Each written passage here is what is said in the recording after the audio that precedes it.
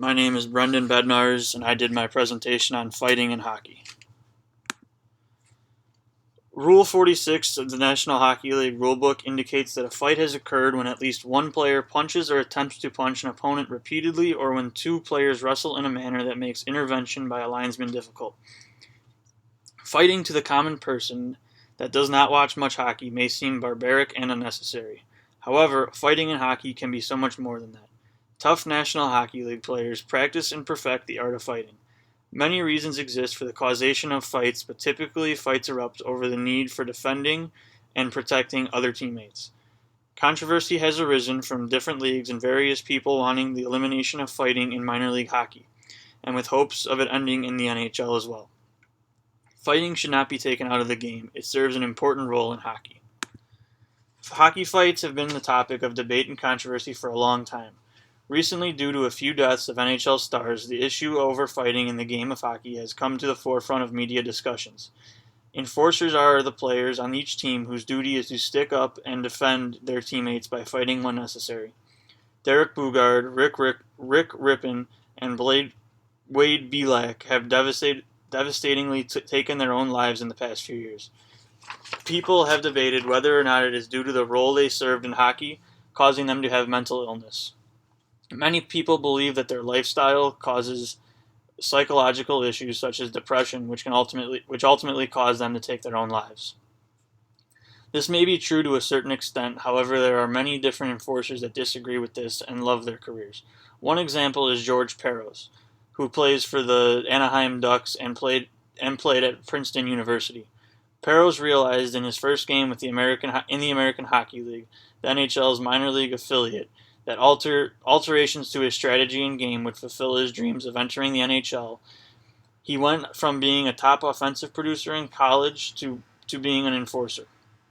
This entailed playing limited minutes in the NHL. When asked about it, Peros said, "That's fine, because it's what got my foot in the door. I'm happy to fill my role now, but it was certainly an adjustment. Sometimes it's tough to accept a new role at the beginning, but it got me where I am."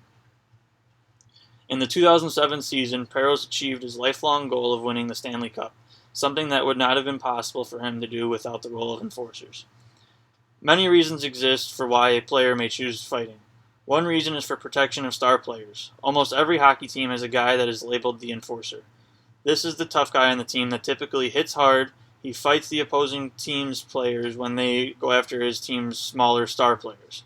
These players do not have a lot of hockey skill, but remain important to the makeup of every team.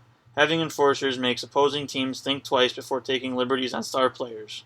In the 1997-98 season, the Anaheim Mighty Ducks star forward Paul Kariya missed 60 games because of concussion problems after a vicious cross-check to the face.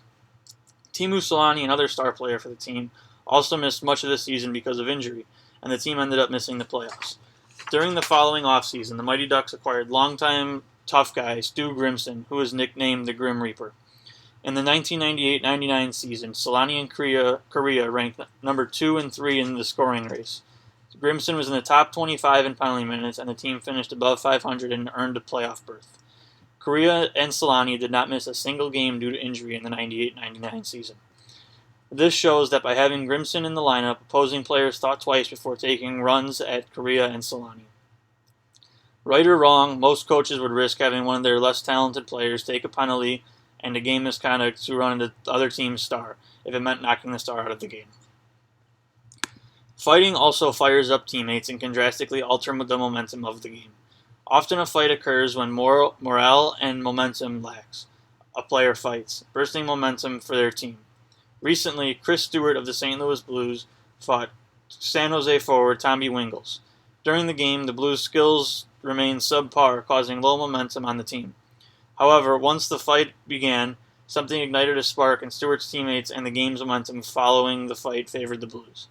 Another example is a game between the Pittsburgh Penguins and Philadelphia Flyers. The Flyers were losing at the time 3-0, and emotions were running high. A Pittsburgh forward delivered an illegal cross-check to a Philadelphia player, and a line brawl ensued.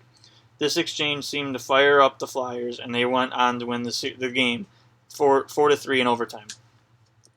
Many minor leagues want the abolition of fighting at the lower levels, hoping it will catch on in the NHL as well. USA Hockey and Hockey Canada oversee all of the youth and minor hockey leagues in their respective countries. Each country has very good high-level leagues that currently allow fighting within their rules. Junior hockey contains players between the ages of 16 and 20 competing. This level also accepts fighting and sometimes even expects it. Many times during tryouts, coaches and scouts expect players to fight for a position on a team. Many players want the elimination of fighting because they say it causes injury, especially concussions. One of the causes of concussions is fighting, Branch said, and I believe that there is more and more recognition that our game does not need fighting to survive, to be a part of the entertainment package, you might say. Because of the concerns of injuries and other concerns that could very well be a byproduct of fighting, end quote, Branch. They believe if they take out fighting in the junior leagues, then eventually when these players play in the National Hockey League, fighting will become phased out or at least extremely minimalized. However, the NHL still allows fighting, and teams look for fights in potential players on their roster. This causes problems with the goals of the minor leagues. Fighting increases the odds of achieving the dream of playing in the NHL. Taking fighting out of the game may actually cause more injuries, especially to the higher skilled players. Making a dirty hit on a small skilled forward would be accepted and it would not hold players accountable for their actions on the ice. Players could target the skilled players and have to worry about the repercussions that may follow. The National Hockey League is ridding the game of fighting little by little. They have implemented different rules that changed how fighting works. The newest and most argued rule, the instigator rule, states that when a player is the obvious aggressor of a fight, he shall be assessed a 2-minute instigator penalty, 5-minute major for fighting, and 10-minute misconduct. Widely debated, this rule sometimes takes away an enforcer's ability to protect his teammates because he does not want to take an extra penalty. If a player takes a penalty and the other team scores, it would irritate the coach. This means enforcers must take caution and pick the exact right spot for a fight so they do not get the extra penalties for instigating. A big reason officials want the elimination of fighting is due to the increasing number of injuries, especially head injuries. Short and long-term effects related to head injuries have caused lots of concerns over the past 2 or 3 years. When players fight, the majority of the punches exchanged target the head, which could potentially cause concussions. However, when looking at which players have sustained head injuries over the past few years, the great majority of them contain the higher skilled players. This demonstrates exactly why fighting should remain a part of the game. These head injuries result from players being hit hard. If they know they may have to own up for their actions and fight the enforcer, they may think twice before delivering devastating blows to the head. Fighting can potentially help draw in some fans that may otherwise not like the game. Most people enjoy watching two players square off and throw punches at each other, and attendance numbers indicate that. Last year, NHL Commissioner Gary Bettman released a statement last year about the topic, saying, "The league's healthy attendance figures showed that fans did not want fighting banned. A survey given out to NHL players asked them if they thought fighting should be banned. They polled 200 players, and 199 of them thought fighting should remain in the game, with only one player disagreeing. These results show that it is clear that neither the players nor the fans want to see fighting eliminated." In summary, fighting should not be taken out of the game because it would cause more harm than good. The NHL would have to deal with an increase in head injuries to star players because there is no one to stand up for them anymore. Fans will potentially be lost because some do not want to see the game change so radically.